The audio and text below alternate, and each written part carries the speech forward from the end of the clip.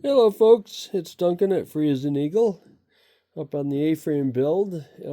It's turning out to be a pretty nice day today up here. Snowy, a little cold and windy, but getting a lot done, so that's the good part. It's kind of satisfying. Got a little fire going in here to keep it warm, and a couple of big things happened today, one of which is I actually have internet up here and have been adding some circuits. I did a little wiring today, so I just tested out a three-way switch and it actually worked. So I ran that wiring. I'll give you a little briefing on that. So here's my internet box. I had the guy show up this morning and it took him a few hours. I had the underground conduit already in place since I'd run the power in here underground. I had an extra pipe sent in here, so he was able to send a wire through and get me hooked up with that box. That was cool. And I just wired in a circuit, so I've got a 200 amp panel here. I won't give you the whole technical rundown because I'm not an electrician, but I am learning as I go how to do this and the importance of marking everything, kind of marking all my circuits as I add them and where they go and what they do, and even the wires when they reach the switch boxes. I'm labeling each thing because nothing's worse than having a cluster of wires in front of you and not knowing what they're connected to and having to figure it out. That's a nuisance. So one of the little projects was simply figuring out how to wire a three-way switch, and it seemed very mystifying at first, but I watched several YouTube videos that demystified it.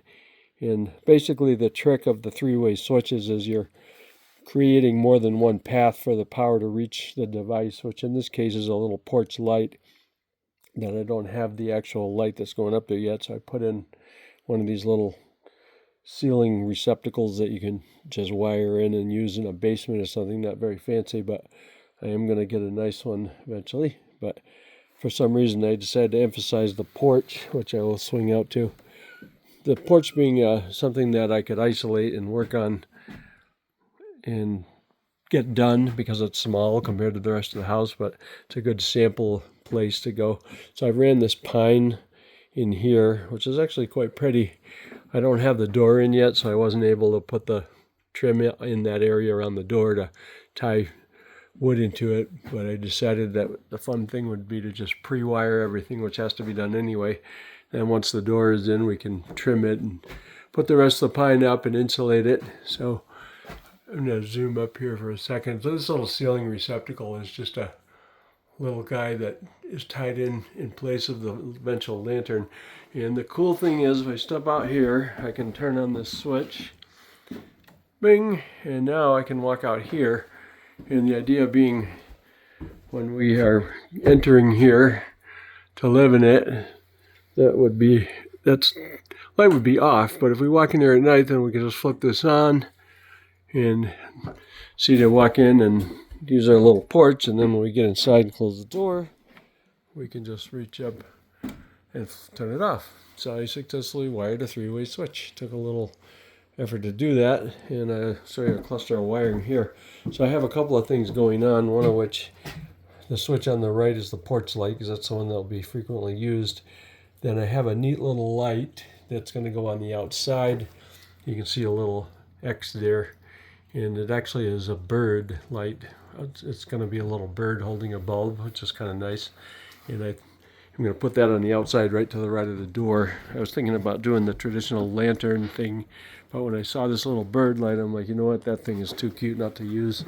So I ordered those. I ordered two of them actually, one for another spot. And then I'm going to have a motion sensor up above in the triangle outside, just so that can be illuminated and set up. So when you drive in at night, you'll be able to get some light to get in. Eventually there's going to be some stairs. Haven't gotten to those yet, but I did have the people that did the septic system dump an extra load of gravel to raise the grade here, which is actually really cool because the water will run down, and it made it about a foot and more higher so that stairs will be smaller, and then this overhang will actually reach out far enough to shield the stairs pretty much from snow and rain. So I'm kind of thinking ahead in terms of ease of use and comfort up here, trying to eliminate some of the potential difficulties in matching the rest of the place. So that's today's big accomplishments: getting my internet box in, getting another circuit added, and I actually just ran some wire down there to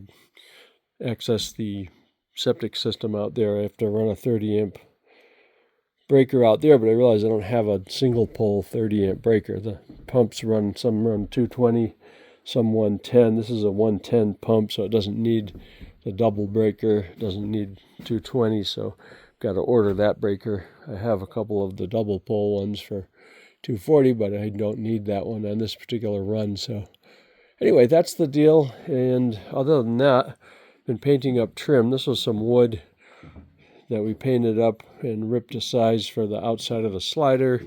Then this wood is all going to go in the porch that we just looked at, the entry porch. I'm going to trim out the inside of that. And the reason for doing that is you can't run the pine straight across and walk back out there, just so this makes some sense.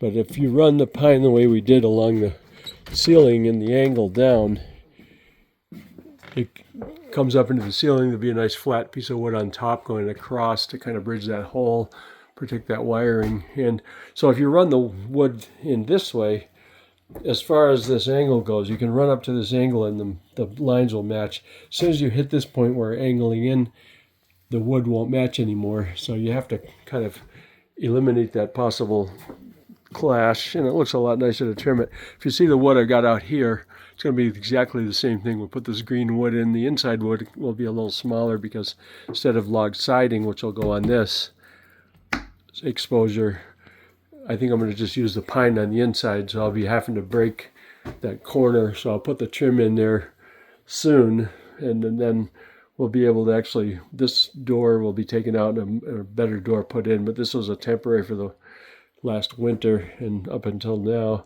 So there'll be green trim going up in the angles, and then the pine will run in here once that door is in and trimmed, so it'll all have a consistent look. So as we go along, each problem pops up, and each problem we figure out a way to deal with it so that in the end everything looks pretty. So far so good. Everything is looking quite pretty, and I will keep you posted on the next phase. These windows were on the last video. I think I talked about those, and there is a bunch of wood that's going to fill in between those windows, and I'm cheating a little bit by just using more Doug fir. We're going to sand this wood up and paint it green just like all the other trim wood, and then that will fill in between the windows. That would be a thing that's going to go on the outside, obviously, and the inside will be further into the winter project. All the interior trim will occur, and sheetrocking and all kinds of fun stuff. More wiring before we get to sheetrock and more insulation, but it's all progressing nicely, and I'm actually really looking forward to spending some time in here getting all these things done. Right now it looks like a workspace because it is, and there's stuff everywhere. But I like it. It's a nice workspace, and I can listen to music and hang out in here. And better than last winter, I'm actually able to stay warm and have light and heat and power, so that's all good. Anyway, we'll be in touch. Have a good day.